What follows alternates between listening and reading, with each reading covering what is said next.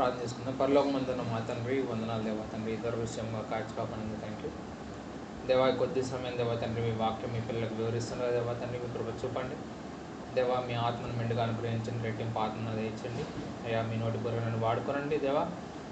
దేవా మీ ఆత్మచేత మీ కార్యం జరిగించుకోండి తగ్గింపుతో దేవా తండ్రి. మధ్యలో ప్లీజ్ చేస్తూ వాక్యం చెప్పలో కృప చూపమని యేసుక్రీస్తు ప్రభువు నమ్మించుంటుందని వివరించినాను తండ్రి, ఆమేన్. ఆమేన్. ఈరోజు మనము కొలస్సీలకు రాసిన పత్రిక 3:16లోని కొలస్సీలకు రాసిన పత్రిక 3:16లో ఉన్న వాక్యాన్ని మనం ధ్యానిద్దాము. సరే చదవండి కొద్దిగా. 3:16 సంగీతములతోనూ కీర్తనలతోనూ ఆత్మ సంబంధమైన పద్యములతోనూ ఒకనికి ఒకడు బోధించుచు బుద్ధి చెప్పుచు కృపాసహితముగా మీ హృదయములలో దేవుని గూర్చి గానం చేయుచు సమస్త విధములైన జ్ఞానముతో క్రీస్తు వాక్యము మీలో సమృద్ధిగా నివసింపనీయుడి.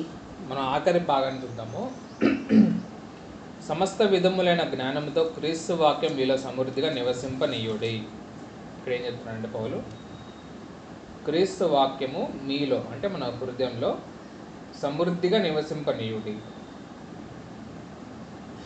ఎలా క్రీస్తు వాక్యం వల్ల సమృద్ధిగా నివసిస్తుంది అంటే, క్రీస్తు వాక్యం దగ్గరకు వచ్చి మనము చదివి దాన్ని అర్థం చేసుకొని దాన్ని ధ్యానించి దానిని నెమరు వేస్తున్నప్పుడు అప్పుడు ఆ వాక్యం మన హృదయంలోనికి ప్రవేశిస్తుంది. అప్పుడు ఆ వాక్యము మన హృదయంలో నివసిస్తుంది. అలాగే మనం ఎంత సమృద్ధిగా వాక్యం చదివితే అంత సమృద్ధిగా మన హృదయంలో వాక్యం నివసిస్తుంది. మన లోకంలో ఎవరిని చూసినా ఎవరైనా ఏదైనా రంగంలో ప్రవీణులు అయ్యారంటే, నిపుణులు అయ్యారంటే, గొప్పవారు అయ్యారంటే వాళ్ళు ఏం చేస్తారంటే మొదటిగా వారు చేసేది ఏంటంటే ఆ రంగంలో వారు ఎక్కువ సమయం గడిపి ఉంటారనమాట. లోకల్లో ఒక సామెత కూడా ఉంది, ఏ పని మీద నువ్వు 2000 గంటలు ఖర్చు పెడితే నువ్వు ఆ పనిలో ప్రవీణుడు అవుతావు, నిపుణుడు అవుతావు అంట. అలానే నువ్వు వాక్యం దగ్గర నీ సమయాన్ని నువ్వు వెచ్చించగలిగితే, దినదినము వాక్యం దేవుని దగ్గరకు వచ్చి దేవుని సన్నిధిలో నువ్వు వాక్యం దగ్గర కూర్చొని చదవగలిగితే అలాగే నువ్వు కూడా వాక్యంలో నీ ఎదగగలుగుతావు. వాక్యం నీకు తెలుస్తుంది, బైబిల్లో ఎక్కడ ఏ వచనం ఉంది, దాని భావం ఏమిటి, అది ఎందుకు రాయించడం, నీ సంగతులు నీ హృదయంలోకి వస్తాయి అన్నమాట.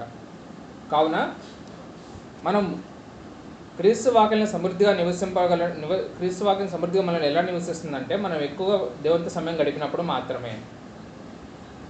కానీ ఇది సులువైనది కాదు. దేవుని వాక్యం దగ్గరకు వచ్చి దాన్ని చదవడము, దాన్ని ధ్యానించడం ఇది సులువైన పని కాదు. ఈ పని నువ్వు ప్రారంభించినప్పుడు అపవాది నేను ఎన్నోసార్లు శోధిస్తూ ఉంటాడు. లోకంలో ఆ సెల్ ఫోను, ఆ కంప్యూటరు, ఎన్నో పనులు, ఎన్నో కుటుంబ సమస్యలు పెడతా ఉంటాడు. ఎందుకంటే అపవాదికి ఇష్టం లేదు నువ్వు వాక్యం చదవడము, ప్రార్థన చేయడము. అపవాది నేను వాక్యం చదవడానికి, ప్రార్థన చేయడానికి నేను పంపించాడు. కాబట్టి నువ్వు దేవునితో సమయం గడపడం అన్నా, వాక్యంలో సమయం గడపడం అన్నా అది చాలా శ్రమతో, అంటే చాలా అపవాదితో పోరాటం చేయవలసిన పని అనమాట. అది ఆత్మీయ పోరాటం అనమాట. అది సవాల్తో కూడుకున్నది, ఎంతో క్రమశిక్షణ అవసరమే ఉన్నది. వాక్యం దగ్గర రావాలంటే మనం ఎన్నో వ్యర్థమైన వాటిని వదిలిపెట్టాలి, ఎన్నో అబద్ధాలను విడిచిపెట్టాలి, లోకంలో ఉన్న ఎంతో అక్రమమును విడిచిపెట్టి మనం దేవుని సన్నిధిలోకి రావాలి. కాబట్టి క్రీస్తు వాక్యం మనలో సమృద్ధిగా నివసించడము అది చాలా క్రమశిక్షణతో కూడినది, క్రమశిక్షణతో కూడిన పని, మరియు ఎంతో శ్రమతో, ఎంతో సవాలుకరమైన పని. అసలు మనము ఈరోజు కొన్ని అంశాలు చూద్దాం. మనం ఈ క్రీస్తు వాక్యంలో సమృద్ధిగా నివసించడం గురించి. మొదటిగా అసలు క్రీస్తు వాక్యము మనలో సమృద్ధిగా నివసించడం అంటే ఏంటి? క్రీస్తు వాక్యంలో సమృద్ధి నివసించడం అంటే ఏంటి?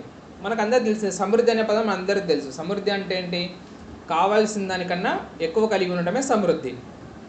అలానే క్రీస్తు వాక్యం కూడా మళ్ళీ సమృద్ధిగా ఉండాలంటే మన ఆత్మకు కావాల్సినంత దానికన్నా ఎక్కువ కలిగి ఉండాలి. ఆ వాక్యం వల్ల లాభం ఏంటంటే మన ఆత్మ రక్షింపడటమే కాదు, కానీ ఇతరులకు కూడా మనం వారి ఆత్మకు తగిన వాక్యము బోధించగలిగిన సమృద్ధి మనలో ఉండాలన్నమాట. అది క్రీస్తు వాక్యం మనలో సమృద్ధి నివసించినట్టే మన ఆత్మ రక్షింపబడాలి, ఇతరుల ఆత్మలు కూడా రక్షించేంత వాక్యం మనలో ఉండాలి. ఇతరులకు కూడా మనం క్రీస్తు వారు చెప్పగలిగి వారిని క్రీస్తులోకి తీసుకొని రాగలిగినంత వాక్యము మనలో ఉండాలి.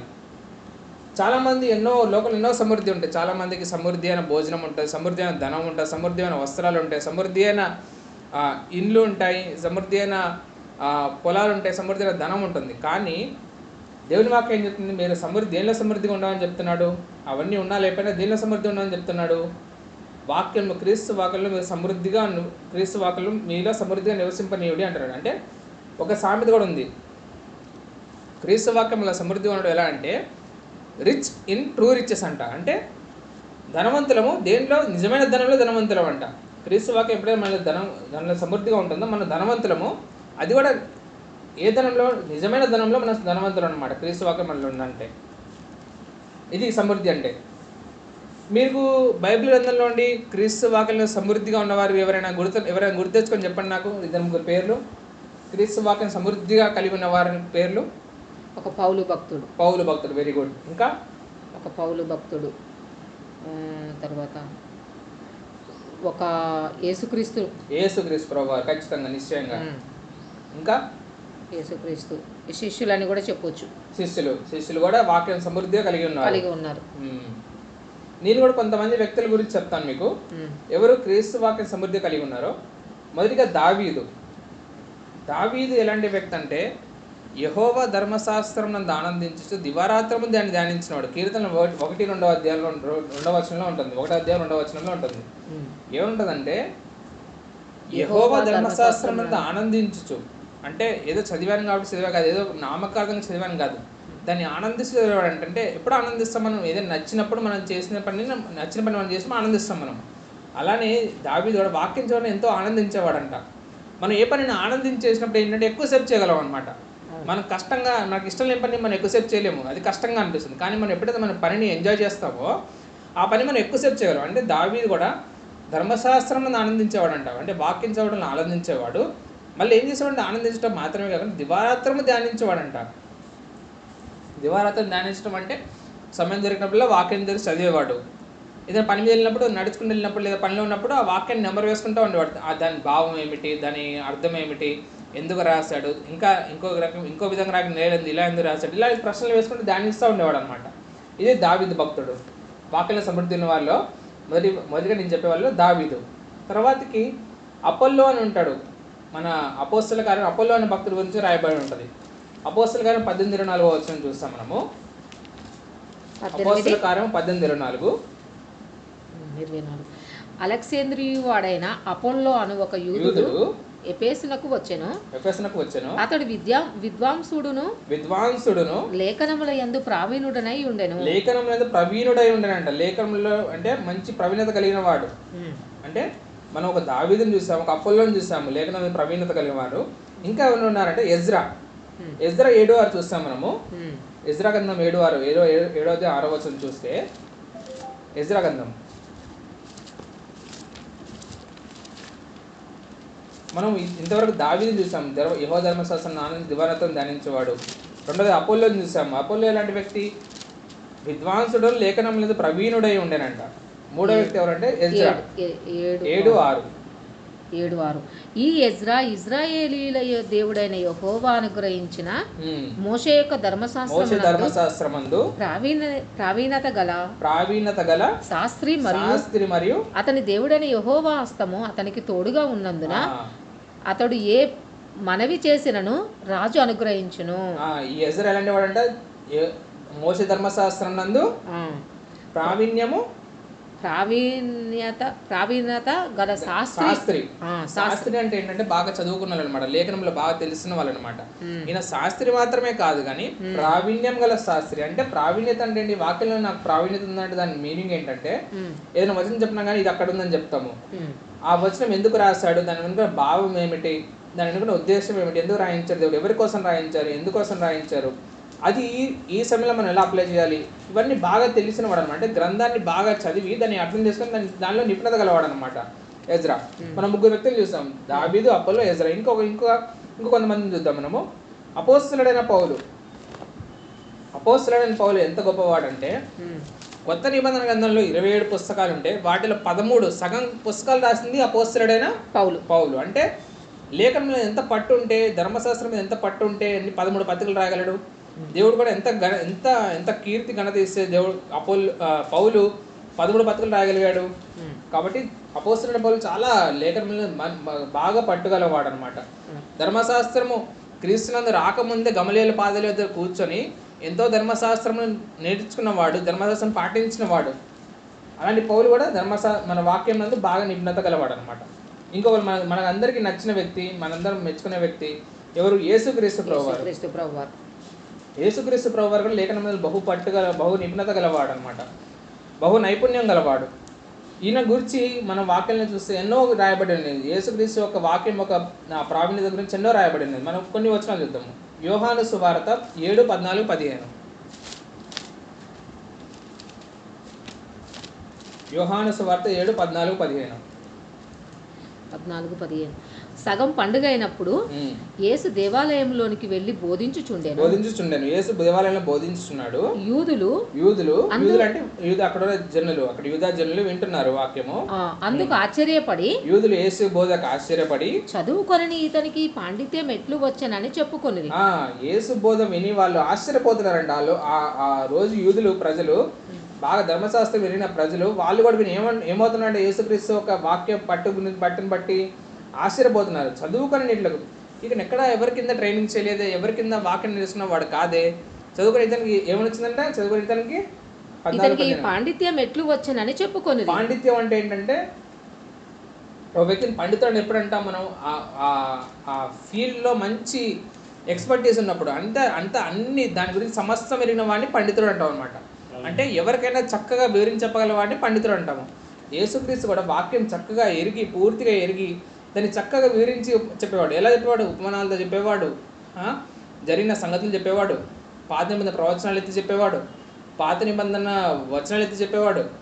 కాబట్టి యేసు ఎలా అంటే ధర్మశాస్త్రం నందు మంచి ప్రవీణత గలవాడు. ధర్మశాస్త్రం మాత్రమే కాదు కానీ మోషే వల్ల ధర్మశాస్త్రం వచ్చాను, యేసుక్రీస్తు వల్ల ఏమొచ్చాను? కృపాసత్యంలో వచ్చాను. యేసుక్రీస్తు కృపాసత్యం కాదు, మోషే ద్వారా కేవలం ఇశ్రాయేల్ ప్రజల వారికి మాత్రమే ధర్మశాస్త్రం వచ్చింది. కానీ యేసుక్రీస్తు వల్ల ఎవరికి వచ్చింది? ప్రపంచానికే ఒక వాక్యం అనేది వచ్చిందన్నమాట. ప్రపంచానికి వాక్యం వెళ్ళిందంటే ఎవరి వల్ల? యేసుక్రీస్తు వల్ల. యేసుక్రీస్తు ఒక నిపుణత వలన, యేసుక్రీస్తు ఒక లేఖన పట్టు వలన, యేసుక్రీస్తులో వాక్యం సమృద్ధిగా నివసించడం వలన మనం ఈరోజు ఆయన కృపల నుండి మన కృప వెంబడి కృపని పొందుతున్నాం అనమాట. కృపా సత్య సంపూర్ణుడుగా. ఇంకోటి అది మాత్రం కాదు, యేసుక్రీస్తు గురించి ఇంకోటి ఏం చెప్పాలంటే అపవాది 40 దినాలు ఉపవాసం చేసినప్పుడు శోధించడానికి వస్తాడనమాట. శోధించడానికి వచ్చి అపవాది 3 విధాలుగా శోధిస్తాడు యేసుని. 3 సార్లు శోధించినా కూడా యేసు ఏం చేస్తాడు? 3 వచనాలు ఎత్తి అపవాదిని ఎదిరిస్తాడు. ఆత్మ ఖడ్గంతో 3 వచనాలు ఎత్తి అపవాదిని ఎదిరిస్తాడు. ఏమంటాడు? అపవాది శోధించగా మొదటి మారు శోధించగా మనుషుడు రొట్టె వలన మాత్రం కాదు గాని దేవుని నోట నుండి వచ్చు ప్రతి మాట వలన జీవించును. ఈ ధర్మశాస్త్రంలో రాయబడినలో మోషే లేఖనంలో రాయబడిన వచనాన్ని ఎత్తి అపవాదిని ఎదిరిస్తున్నాడు. తర్వాత మళ్ళీ రెండోది నీ దేవుడని యెహోవాను నీవు శోధింపవలదు. అపవాది నీ దేవుని శోధించు అని ప్రేరేపిస్తుంటే లేదు దేవుని శోధించద్దు అని మళ్ళీ వాక్యం ఎత్తి మాట్లాడు. మళ్ళీ కీర్తన గ్రంథంలో ఎత్తి మళ్ళీ మాట్లాడుతున్నాడు. మళ్ళీ ఇంకోటి ఏంటి? నీ దేవుడని యెహోవాకు మొక్కి ఆయనను మాత్రమే నీవు సేవింపవలెనని చెప్తున్నాడు. అంటే అపవాది యేసుక్రీస్తు మోసపుచ్చి పాపంలో పడేలని చూసా కూడా అపవాది మాయను ఎరిగి యేసుక్రీస్తు లేఖనముల ద్వారా అతని అపవాదిని తెరిచాడు. వాక్యంని ఆత్మకట్గం ఉంటుంది కదా సర్వంగ కవచంలో, వాక్యంని ఆత్మకట్గంతో అపవాదిని ఎదిరించి ఛేదించాడు అనమాట. యేసుక్రీస్తు దగ్గర ప్రతి శోధనకి ఒక వచనం ఉందన్నమాట. మనం కూడా అపవాది శోధనకు లోబడకుండా ఉండాలంటే మనం కూడా వాక్యం మందు సమృద్ధి కలిగి ఉండాలన్నమాట. వాక్యం సమృద్ధి మనలో ఉన్నప్పుడు అపవాది చేసే శోధనలు మనం ఎదిరించగలము. వాడి శోధనలకు పడిపోకుండా వాక్యంతో వాడిని ఎదిరించినప్పుడు వాడు పారిపోతాడు మన దగ్గర నుండి. ఇంకో ముగ్గురు మనం చూస్తే వాక్యం నిపుణత గలవారు ఎవరంటే బెరియా పట్టణస్థులు. ఈ బెరియా పట్టణస్థుల గురించి అపోస్తలుల కార్యం 17:11 ఉంటుంది అనమాట. అపోస్తలుల కార్యం 17:11 ఈ బెరియా పట్టణస్థుల గురించి ఉంటుంది. 17:11 వీరు తెస్సలోనికలో ఉన్న వారి కంటే గనులై ఉండిరి గనుక ఆసక్తితో వాక్యమును అంగీకరించి వాక్యాన్ని అంగీకరించడం అంటే దాన్ని గ్రహించడం మాత్రమే కాదు, అంగీకరించడం మాత్రమే కాదు, ఇంకేం చేస్తున్నారంట? పౌలును సీలయును చెప్పిన సంగతులు అలాగున్నవో లేవో అని ప్రతిదినము లేఖనములను పరిశోధించుచూ వచ్చిరి. అంటే ఎవరైనా లేఖనం పరిశోధించడం అంటే ఎలా పరిశోధించగలరు? వాళ్ళ వాక్యం తెలిస్తేనే దాన్ని పరిశోధించగలరు. దానిలోకి ఏదైనా కొద్దిగా సంగతి తెలిస్తేనే దాన్ని అది నిజమా కాదా అని నువ్వు చూడగలరు, అంతేనా? వాక్యం తెలియకుండా నువ్వు బైబిల్ ఓపెన్ చేసి ఇది కరెక్టా కాదా నేను చెప్పగలవా? ఏ బోధకుడని చెప్పింది ఇది రైటా రాంగా ఎప్పుడు చెప్తారు? ఎవరికైనా వాక్యంలో గ్రిప్ ఉన్నప్పుడే వాళ్ళు ఏం చెప్తారు, ఇది రైట్ ఇది రాంగ్ అని చెప్పగలరు. అలాగే బెరియా పట్టణస్థులు కూడా వాక్యం మీద మంచి గ్రిప్ ఉన్న వాళ్ళు అనమాట. అపోస్తలుడైన పౌలు శీల చెప్పినవే రైటర్ రాంగ్ అని చూడగలిగేంత మంచి అంత నిపుణత ఉంది వీళ్ళలో. ఇంకో ఇద్దరు చూస్తాం మనము, జేమ్స్, యాకోబు. యేసుక్రీస్తు సహోదరుడు యాకోబు అందరి ఈ మన బైబిల్ గ్రంథంలో అపోస్తలుడు రాసిన గ్రంథాలు అన్నీ ఒక రకంగా ఉంటే యాకోబు పత్రిక ఒక రకంగా ఉంటుంది అనమాట. యాకోబు పత్రిక చాలా జ్ఞానంతో నిండి ఉంటుంది. ఆయన స్టార్ట్ చేయడం అంటాడు, మీరు ఎవరైనా జ్ఞానం కొద్దుకుంటే దేవుని అడిగిన ఆయన ధారాళంగా ఇస్తాడని. యాకోబు పత్రిక ఎలా అంటే చాలా జ్ఞానంతో నిండుకున్న పత్రిక.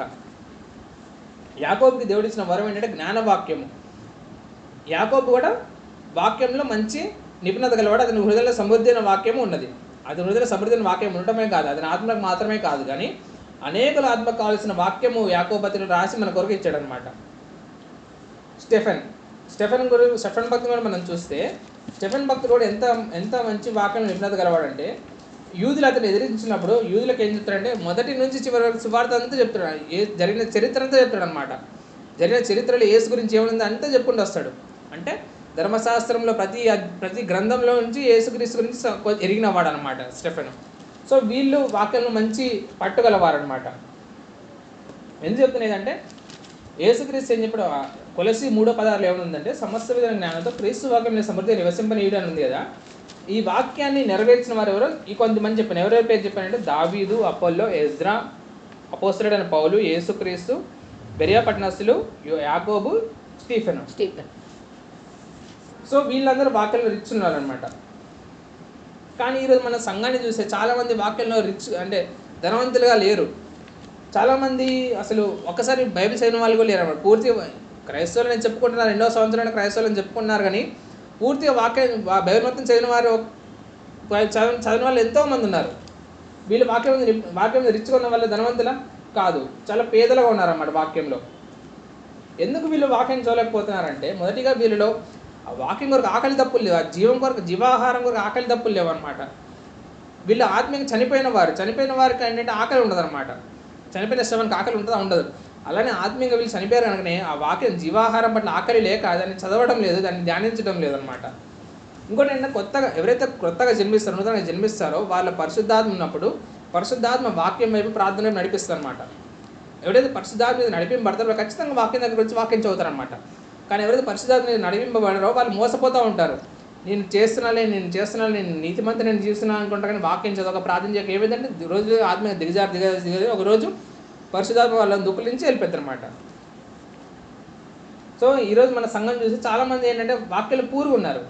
ఒక్కసారి బైబిల్ చదివిన వాళ్ళు కూడా పూర్తి బైబిల్ చదివిన వాళ్ళు చాలా తక్కువ మంది ఉన్నారు, చదివిన వాళ్ళే చాలా ఎక్కువ మంది ఉన్నారు.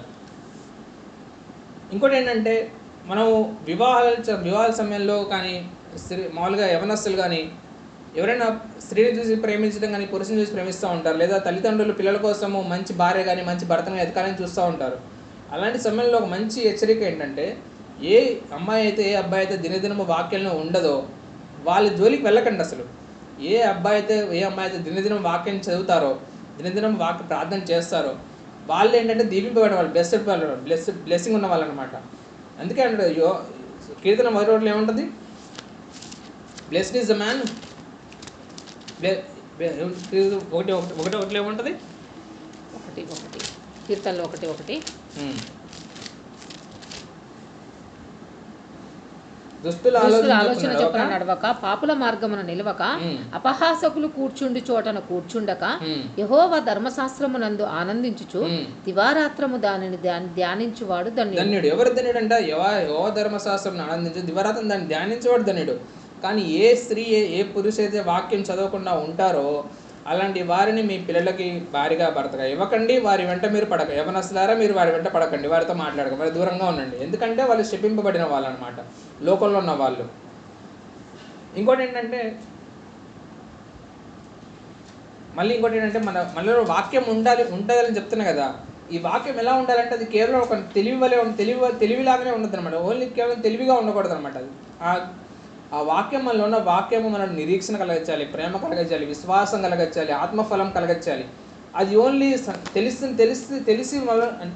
తెలిసిన దానిలానే ఉండకూడదు అనమాట. తెలిసిన దానిలాగా ఉంటే ఏంటంటే గర్వం వస్తుంది అనమాట. నాకు ఇంత తెలుసు, నాకు అంత తెలుసు, నాకు వాళ్ళకన్నా ఎక్కువ తెలుసు, వీళ్ళకన్నా ఎక్కువ తెలుసు అని గర్వం వస్తుంది. కానీ ఎప్పుడైతే అది మన జీవితంలోకి వస్తుందో అప్పుడు మనలో తగ్గింపు, సాత్వికము, దీనం, మన ఆత్మఫలం వస్తుంది అనమాట. కాబట్టి మనలో వాక్యం ఎలా ఉండాలంటే అది ఫలభరితంగా ఉండాలి, మనకి మేలు చేయడాలనే ఉండాలి. కానీ ఏదో మనం డిబేట్లు చేసి గొడవలు పడి మనము దానివల్ల మనం నష్టపోవద్దు అనమాట. వాక్యం మనలో అంటే వాక్యం తెలిసినా కూడా అది మనకు ప్రయోజనకరంగా ఉండాలి, కానీ వాక్యం మనకి హానికరంగా ఉండకూడదు. చాలామంది నాకు ఇంత తెలుసు అంత తెలుసు, నేను వాళ్ళకన్నా గొప్ప వీళ్ళకన్నా గొప్ప అనుకుంటారు. కానీ కాదు, క్రీస్తు వాక్యం ఏం చెప్తుంది? తను తాను తగ్గించుకున్నాడు గొప్ప అని చెప్పింది అనమాట. వాక్యం నాకు ఎంత తెలిసినా వాక్యంలో ఉన్న మాధుర్యం ఏంటంటే ఎంత తెలిసినా ఇంకా తెలుసుకోవాల్సింది ఎంతో ఉంటుంది అనమాట. కాబట్టి ఒక విశ్వాసం ఎలా ఉండాలంటే నాకు కొంతే తెలుసు అనే తగ్గింపు ఎవరైతే ఉంటుందో వాళ్ళకే దేవుడు ఇంకా ఎక్కువ వాక్యం ఇస్తాడనమాట. అలాంటి వాళ్ళే ఎదగలుగుతారు వాక్యంలో. ఇంకోటి ఏంటంటే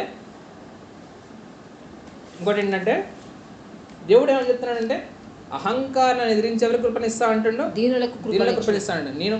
నాకు ఇంత జ్ఞానం ఉంది, నాకు ఎంత తెలుసు, నాకు ఎంత తెలుసు, నా బైబిల్లో మొత్తం తెలుసు, నాకు వచనాలు ఎన్ని తెలుసు అనుకున్న వాళ్ళు ఏంటంటే అహంకారులు అనమాట. వాళ్ళకేంటి కృప ఇవ్వడం అన్నమాట దేవుడు. వాళ్ళ కృపలను తొలగిపోతున్నారు. కానీ ఎవరైతే దీనులుగా నాకు కొందే తెలుసు, నాకు దేవుడు చాలా తక్కువ జ్ఞానం ఇచ్చాడు, నేను ఇంకా నేర్చుకోవాల్సింది ఎక్కువ ఉంది అని ఎవరైతే తగ్గించుకుంటారో తమను వాళ్ళకి దేవుడు కృప అనుగ్రహించి దేవుని వాక్యంలో ఇంకా ఎక్కువ లోతైన సంగతులు నేర్పిస్తాడు అనమాట. కాబట్టి మనం వాక్యం చదువుతున్నప్పుడు ఎలా చదవాలంటే ఆ వాక్యం చదువుతున్నప్పుడు అసలు ఆ ఇష్యూ ఏంటి, అక్కడ ఆ సందర్భంలోనే ఇష్యూ ఏంటి, అది దేని గురించి రాస్తున్నాడు, అసలు అక్కడ ఉన్న ప్రాబ్లం ఏంటి, అది జాగ్రత్త గురించి రాస్తున్నాడా, లేకపోతే వ్యభిచారం గురించి రాస్తున్నాడా, లేకపోతే ప్రభుబలి సరే తీసుకోవట్లేని రాస్తున్నాడా, లేకపోతే స్త్రీ పురుషుల మధ్య జరుగుతున్న పాపం గురించి రాస్తున్నాడా, ఆ ఇష్యూ అంటే చూసి దానికి ఏం చెప్తున్నాడో మనం చదివినప్పుడు అలా మనకు గుర్తుంటుంది అన్నమాట, మన మైండ్లోకి వెళ్ళిపోతుంది. ఇదేంటంటే ఇప్పుడు నేను చెప్పింది ఏంటంటే వాక్యంలో మనము రిచ్గా ఉండటం అంటే ఏంటని చెప్పాను అనమాట. ఇప్పుడు ఏం చెప్తున్నా అంటే ఎందుకు మనం వాక్యంలో రిచ్గా ఉండాలి, ఎందుకు మనలో వాక్యము సమృద్ధిగా ఉండాలన్నమాట. ఎందుకంటే మొదటిగా అది క్రీస్తు వాక్యము, అది ఎవరో సాధారణ వ్యక్తి రాసిన వాక్యం కాదు, కానీ క్రీస్తు వాక్యము. దేవుని లేఖనములన్నీ పరిశుద్ధాత్మ చేత ప్రేరేపించబడి రాయబడినవి కదా. దేవుని ఆత్మ చేత ప్రేరేపడిన వాక్యాన్ని మనం ఖచ్చితంగా మనం దాన్ని ధ్యానించాలి, దాన్ని చదవాలి. ఇంకోటి ఏంటంటే జీవాహారం అనమాట, జీవవాక్యం అనమాట. నా శరీరము తిన్నవాడు జీవాహారం కదా, అది నా వాక్యము జీవావాక్యము. యేసుక్రీస్తు వారి మాట జీవాహారమే ఉన్నాయి మనకి. ఇంకోటి ఏంటి, సత్యవాక్యము, నీ వాక్యమే సత్యము అని ఒక చోట ఉంటుంది యోహాను వార్తలో. ఏంటిది? సత్యమందు వారి ప్రతిష్ఠ చేయము, నీ వాక్యమే సత్యము. సత్యం అంటే ఏం చేస్తుందంటే మళ్ళీ స్వతంత్రం చేస్తుంది అనమాట. పాపం నుండి స్వతంత్రం ఇచ్చేదే సత్యం అనమాట. అది దేవుని వాక్యము. మనం నరుల వాక్యంని శ్రద్ధగా చదువుతున్నప్పుడు, మనం మనుషులు రాసిన గ్రంథాలే శ్రద్ధగా చదువుతున్నప్పుడు మరి దేవుని రాయించిన గ్రంథం మనం చదవాలి. ఈ వాక్యం ఏంటంటే పరలోకం నుండి వచ్చిన వాక్యము. ధర్మశాస్త్రం ఎలాగైతే దేవదూతల వారు ఇవ్వబడిందో, ఈ వాక్యం ఎలా వచ్చిందంటే పరలోకం నుండి యేసుక్రీస్తు ప్రభువారు తీసుకొచ్చిన వాక్యం అనమాట. పరిశుద్ధాత్మ ద్వారా మనలోకి వచ్చిన మన భూమి మీదకి వచ్చిన వాక్యము. కాబట్టి ఈ వాక్యాన్ని మనం ఖచ్చితంగా చదవాలి. ఎందుకు చదవాలని చెప్తున్నా అంటే ఖచ్చితంగా చదవాలి. ఇంకోటి ఎందుకు చదవాలంటే ఈ వాక్యం కొరకు మన చరిత్రలో చూస్తే మనకంటే ఇప్పుడు బైబిల్ అనేది స్వేచ్ఛగా దొరుకుతున్న మనకి 200-300 పెడితే ఒక బైబిల్ దొరుకుతుంది. కానీ కొన్ని సంవత్సరాల క్రితం వెళ్తే అసలు ప్రజలకి వాక్యం లేక కొన్ని 100 కిలోమీటర్లు నడుచుకుంటే లేవారు కొనుక్కోవడానికి. తమ దగ్గర ఉన్న ఆస్తంతా ఖర్చు పెట్టి, తమ ఉన్న సంపద అంతా ఖర్చు పెడితే ఒక బైబిల్ వచ్చేది. అలాంటి స్థితిలో ఉన్న వాళ్ళు వాక్యం చదివారు అనమాట. ఎంత ఆసక్తితో వాళ్ళు చదివారు. కానీ మన దగ్గర ఇంత ఫ్రీగా వాక్యం మనం చదవకపోతే అది మనకి అది కరెక్ట్ కాదు, సరైనది కాదనమాట. ఈ గ్రంథంలో ఎంత మంచి మెసేజ్ ఉందంటే ఈ వాక్యం ఎందుకు చదవాలంటే మన వాక్యం ఎందుకు చదవాలంటే ఈ గ్రంథంలో మెసేజ్ చూడండి. అసలు ఈ గ్రంథంలో బోధ చూడండి. ఎక్కడ దేవుని అసలు సృష్టి ఆరంభం నుంచి సృష్టి ముగింపు వరకు, సృష్టి అంతం వరకు రాయబడి ఉన్నది. మన జన్మ యొక్క పరమార్థం రాయబడింది, సృష్టి యొక్క పరమార్థం రాయబడి ఉన్నది, మరణం తర్వాత జరగబోయేది రాయబడినది, నరకం గురించి రాయబడినది, పరలోకం గురించి రాయబడినది, పరలోకం ఎలా వెళ్ళాలి, నరకంలో తప్పించుకోలే రాయబడి ఉన్నది, నిత్య జీవం గురించి, నిత్య నరకం గురించి రాయబడింది, నిత్యత్వం గురించి రాయబడింది. ఇన్ని సంగతులు రాయించిన గ్రంథము మనకి మన ఈ లోకంలో మనకి మార్గదర్శి అయిన గ్రంథాన్ని మనకు చదవాలి కాదు, ఖచ్చితంగా చదవాలి. లేకపోతే మనం ఏంటంటే మార్గం తెలియని బుద్ధి ఏంటంటే ప్రయాసపడాల్సి వస్తుంది అనమాట. కానీ ఊరికి మార్గం తెలిసి మనం ఏంటి క్షేమంగా వెళ్ళిపోతాము. కానీ ఊరికి మార్గం తెలియదు ఏంటి, వాళ్ళని వీళ్ళంటికి అటు తిరిగి మనం ప్రయాసపడాల్సి వస్తుంది. అలాగే పరలోకానికి మార్గం చూపించే గ్రంథాన్ని మనం ఖచ్చితంగా చదవాలి. ఈ గ్రంథం ఎంత గొప్పదంటే 40 మంది రాశారు ఆ గ్రంథాన్ని. 66 పుస్తకాలు 40 మంది రాశారు. 1600 సంవత్సరాలు పట్టిందన్నమాట రాయడానికి. అయినా ఈ గ్రంథం మొత్తం ఒకే మెసేజ్ అనమాట, క్రీస్తు క్రీస్తు క్రీస్తు. ఎంత ఆశ్చర్యకరం అంటే ఎవరో 40 మంది ప్రవక్తలు, పేర్లు తెలియదు, ఊరు తెలియదు, ఎవరో వ్యక్తులు ఒకరికి తెలియదు. ఎక్కడెక్కడో ఉన్న వ్యక్తులు 1600 సంవత్సరాలు రాసిన 1600 సంవత్సరాల పీరియడ్లో రాసిన గ్రంథాన్ని అసలు ఎంత కరెక్ట్గా ఎలా రాశారంటే ఒకటే కారణం, అది దేవుని ఆత్మ చేత రాయింపబడిన గ్రంథము, దేవుడు రాయించిన గ్రంథము. 2 పేతురు 1:21. ఏలయనగా ప్రవచనం ఎప్పుడూ మనిషిని ఇచ్చను బట్టి కలగలేదు కానీ మనుషులు పరిశుద్ధాత్మ వలన ప్రేరేపింపబడిన వారే దేవుని మూలంగా పలికిరి. పరిశుద్ధాత్మ వల్ల రాశారు కాబట్టి ఈ గ్రంథము 40 మంది 1600 సంవత్సరాల ప్రాయంలో రాసినా కూడా, 14 సంవత్సరాల గ్యాప్లో రాసినా కూడా అది ఇంకా కరెక్ట్గా పర్ఫెక్ట్గా ఫిట్ అయింది అనమాట. ఒకదానికి ఒకటి కరెక్ట్గా మ్యాచ్ అయ్యాయి అనమాట. ఇంకా ఈ గ్రంథం యొక్క గొప్పతనం ఏంటంటే ప్రపంచంలో అత్యధికంగా అమ్మబడుతున్న గ్రంథం ఏదంటే ఇదే అనమాట. ఇంకేంటంటే అనేక భాషలు ముద్రింపబడిన గ్రంథం కూడా ఇదే. ఈ గ్రంథంలోని వాక్యాలకి పాపులు భయపడిపోతారు. పాపులకి ఏంటంటే భయం వేస్తుంది. అధికారులు సైతం భయపడ్డారు. ఫిలిక్స్ అనే అధికారి కూడా పౌలు చెప్తున్న వాక్యానికి భయపడ్డాడు అనమాట. అంటే అధికారులు కూడా భయపడేంత శక్తి ఉంది దీనిలో. ఈ వాక్యం ఎలాంటి వాక్యం అంటే దయ్యాలు కూడా వణుకుతాయంట ఈ వాక్యానికి.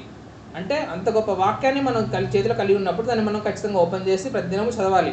చదవట్లేదంటే మనం దేవునికి ఒక రోజు లెక్క చెప్పాల్సి వస్తుంది అనమాట. ఎందుకు చదవలేదు? నీకోసము నేను ప్రభుని పంపించి నీకోసము ఎందరో ప్రాణాలు పెట్టి ప్రయాసపడి నీకు ఇచ్చిన గ్రంథాన్ని నువ్వు ఎందుకు చదవట్లేదు? దేవుడు ఖచ్చితంగా నేను ప్రశ్న అడుగుతాడు అనమాట. ప్రభు ఏమంటాడు ఇంకో చోట, ఆకాశం భూమి గతించిపోయిన నా మాటలన్నిటికీ గతించిపోన్నాడు. మన ఇల్లు, మన కారు, మన వస్త్రములు, మనవన్నీ గతించిపోతాయి. కానీ ఈ సజీవమైన వాక్యం మాత్రము సృష్టి అంతమైనను సృష్టి తర్వాత వచ్చే సృష్టిలో కూడా ఈ వాక్యం అనేది నిలిచిన అనమాట. కాబట్టి ఈ వాక్యం ఎలా నిలిచిన, నా వాక్యాన్ని చదివి పాటించేవాడు కూడా అలాగే నిలిచిన అనమాట. ఈ వాక్యంలో ఇంకో గొప్పతనం ఏంటంటే ఎంత చదివినా ఇంకా నేర్చుకోవాల్సింది ఉంటూనే ఉంటుంది. ఎంత చదివినా ఇంకా నేర్చుకోవాల్సింది ఉంటూనే ఉంటుంది. ఇంకా మనం ప్రయాసపడాల్సింది ఉంటూనే ఉంటుంది. ఇంకా మనం నేర్చుకోవాల్సింది ఉంటూనే ఉంటుంది. కాబట్టి మనం ఇంకా నేర్చుకుంటూనే ఉంటాం. ఎంత చదివినా కూడా మనం ఒక విద్యార్థిలానే ఉంటుంది తప్పితే మనం క్రీస్తు అనే స్థితికి మనం వెళ్ళలేము అనమాట. అంత స్థితికి మనం వెళ్ళాలంటే ఎన్నో సంవత్సరాలు చదవాలి. పౌలు వంటి మహాభక్తుడే అలాంటి స్థితికి వెళ్ళగలిగాడు అనమాట. ఈ గ్రంథంలో గురించి ఒక సాక్ష్యం చెప్తాను. జార్జ్ ముల్లర్ అనే ఒక వ్యక్తి ఉన్నాడు అనమాట. ఈయన 60 ఏళ్ళు వచ్చే సమయానికి బైబిల్ని 100 సార్లు చదివాడు. 100 సార్లు 60 ఏళ్ళు వచ్చే వరకు చదివాడు. చివరికి 22 సంవత్సరాల్లో మరి ఇంకొక 100 మార్లు చదివాడంట. అంటే సంవత్సరానికి 5 సార్లు చదివాడు. కానీ అతని జీవితాంతం నాకు ఏం చెప్తున్నాడంటే, నేను జస్ట్ పైపైన చదివినట్టు అనిపిస్తుంది నాకు ఈ గ్రంథం మొత్తం అంటున్నాడంట.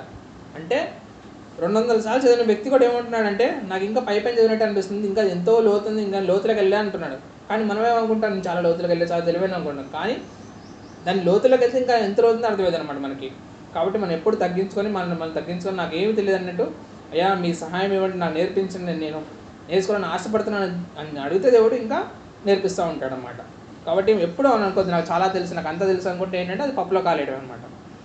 ఇంకోటి ఏంటంటే ఏమన్నాడు, మార్త మరి ఇంటికి వెళ్ళినప్పుడు యేసుక్రీస్తు ప్రభువు వారు మేరీతో ఏమన్నాడంటే, 1 thing is needful, అవసరమైనది ఒకటే ఉందని అంటున్నాడు అనమాట. ఉత్తమమైనది మరి ఎంచుకునేది అవసరమైనది ఒకటే ఉంది, నరులకు అవసరమైనది ఒకటే ఉందని అంటారు అనమాట. ఏంటో అవసరమైంది మన నరులకు అంటే వాక్యం మాత్రమే అవసరమైంది. మిగిలినవి కూడా అన్నీ అవసరమైన ఉండొచ్చు, కానీ అన్నిటికన్నా ఎక్కువ అవసరమైంది ఏంటి మన నరునికి? వాక్యం. చివరిగా ఒక కథ చెప్పి నేను ముగిస్తాను. ఒక వ్యక్తి, జార్జ్ అనే వ్యక్తి అంట, అమెరికాలో రక్షింపబడ్డాడంట. ఈ వ్యక్తి రక్షణ చాలా బలంగా జరిగిందంట, రక్షణ కార్యం బలంగా జరిగిందంట. అంటే ఎన్నో పాపాలను విడిచి దేవుళ్ళలోకి వచ్చాడంట. అతను ఎంత బలంగా మార్చబడ్డాడంటే, ఆ తర్వాత రోజు నుండి అతను ఒక గుర్రపు బండి తీసుకొని ఆ గుర్రపు బండి మీద ఏం రాయించాడంట, జార్జ్ ఈజ్ డెడ్ అని రాయించాడంట. జార్జ్ మృతి పొందాడని రాయించి ఊరు ఈ చివరి నుంచి ఆ చివరి తిరుగుతూ ఉండేవాడంట. అంటే అందరికీ జార్జ్ మృతి పొందాడు, జార్జ్ ఇంకా చనిపోయాడు, ఇక్కడ జీవించే జార్జ్ గారు క్రీస్తు జీవిస్తున్నాడని చెప్తున్నాడు అనమాట. అంత బలంగా మార్చబడ్డాడు. ఇంకోటి ఏంటంటే, ఇతను ఏంటంటే ఆ కాలంలో బార్స్ ఉంటాయి కదా, బార్స్ ఉన్నప్పుడు వాటిలోకి వెళ్ళేవాడంట. వెళ్ళి ఏం చేసేవాడంటే, తనకు ఉన్న పెద్ద టోపీ తీసి దాని కింద బైబిల్ పెట్టి టోపీ దాని మీద పెట్టి ఏం చేసేవాడంటే, బ్రతుకుంది అని అడిచేవాడంట. వాళ్ళంటే ఏం బ్రతుకుంది చెప్పు, ఏం బ్రతుకుంది చూపి అని అంటే, అది తీసి బైబిల్ చూపించి ఇది బ్రతుకుంది అని చెప్పి బైబిల్ అని చెప్పేవాడంట వాళ్ళకి. అలా చెప్పడం వల్ల వాళ్ళు ఏంటంటే విని విశ్వసించే వాళ్ళంట. అంటే తనకున్న ఆసక్తి చూడండి, తనకు రక్షింపన్న కార్యాన్ని ఎంత పంచుకోవాలని ఆశపడుతున్నాడు. అలాగే మనకు ఆసక్తి ఉంటే దేవుడు దీవిస్తాడు దాన్ని. ఈ సినిమాకి దేవుడు దీవించిన కాక ఆమేన్.